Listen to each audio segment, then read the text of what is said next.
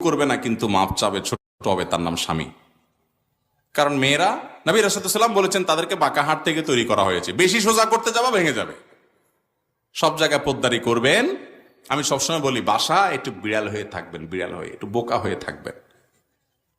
আমি নিজে আমার বাসায় বাচ্চাদের সাথে, বাসার সবার সাথে এমনভাবে থাকি যে ওরা মনে করে এই লোকটা দুনিয়ার আসলে কিছুই বোঝে না।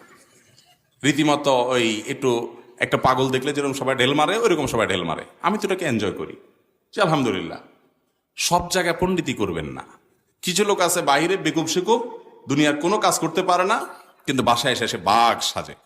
ভদ্রলোক বাসায় বিড়াল থাকে, বাহিরে বাঘ থাকে, আর অভদ্রলোক ছোট লোক বাহিরে বিড়াল থাকে, বাসায় এসে বাঘ হয়ে যায়।